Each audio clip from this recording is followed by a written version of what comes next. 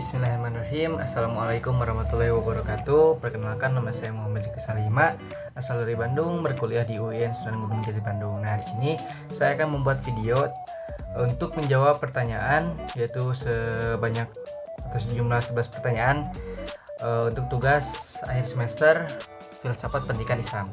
Nah, buat pertanyaan nomor 1, lebih ke arah definisi filsafat pendidikan Islam dan ruang lingkupnya. Nah, filsafat pendidikan Islam adalah kajian pemikiran yang membahas hakikat, tujuan, prinsip, dan proses pendidikan berdasarkan nilai-nilai Islam yang bersumber dari Al-Quran dan Sunnah serta pemikiran para ulama. Ruang lingkupnya apa saja sih? Yang pertama ada tujuan pendidikan Islam, hakikat manusia dalam pandangan Islam, kurikulum berbasis nilai-nilai Islam, peran pendidik dan peserta didik, metodologi pendidikan Islam, hubungan antara ilmu dan agama.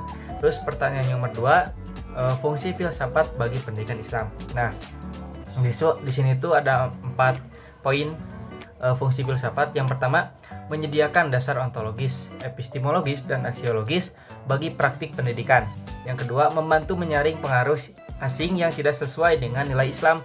Yang ketiga, menuntun arah tujuan pendidikan agar sesuai dengan maqasid syariah.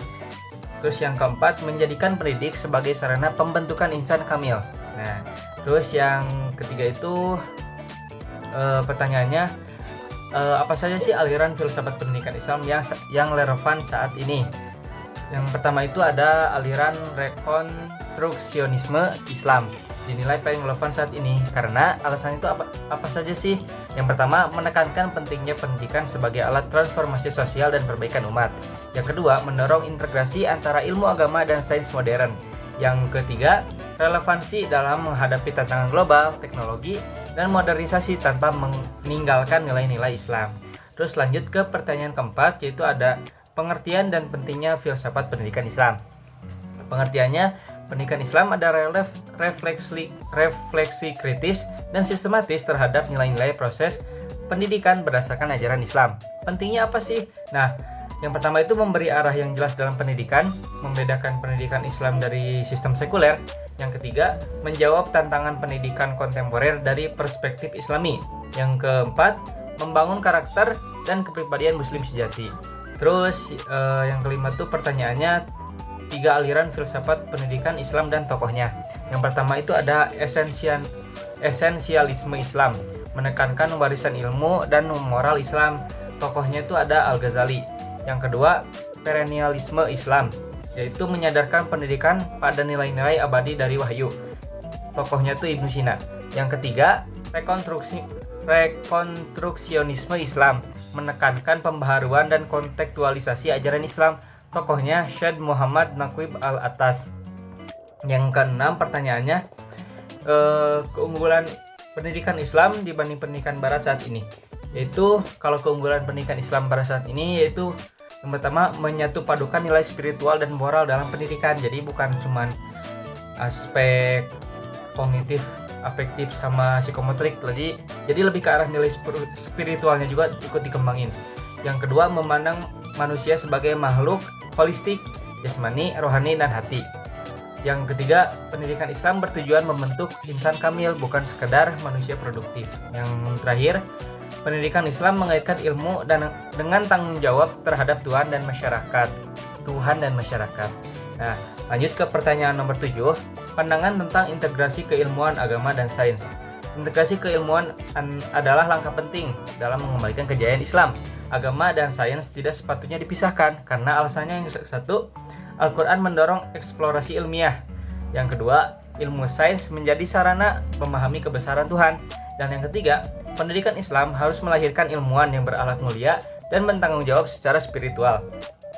Terus buat pertanyaan nomor 8, posisi Tuhan dalam pendidikan Islam. Nah, Allah adalah pusat dari sumber segala ilmu dan pendidikan Islam. Posisinya meliputi sumber nilai dan tujuan akhir pendidikan. Yang kedua, objek utama dalam proses tauhid dan pembentukan karakter siswa. Yang ketiga, memberikan legitimasi bahwa ilmu harus diamalkan dalam rangka pengabdian kepadanya. Yang pertanyaan 9, pandangan tentang alam dan kaitannya dengan pendidikan Islam. Yang dalam Islam adalah tanda-tanda kebesaran Allah. Yang kedua, objek kajian ilmiah yang mendekatkan manusia kepada keimanan.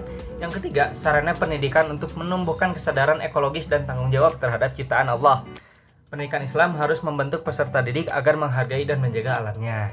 Itu. Terus yang ke-10, pertanyaan 10 maksudnya, yaitu hakikat pendidik dan karakter yang harus dimiliki. Yang pertama, ikhlas mengajar karena Allah. Yang kedua, berakhlak mulia. Yang ketiga, mempunyai ilmu yang sangat luas dan mendalam. Yang keempat, sabar dan bijaksana. Yang kelima, visioner dan mampu membina karakter.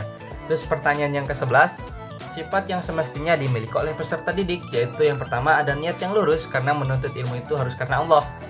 Yang kedua ada tawadu, rendah hati terhadap guru dan ilmu. Yang ketiga itu istiqomah, harus rajin belajar serta konsisten dari setiap pertemuan atau setiap pembelajaran.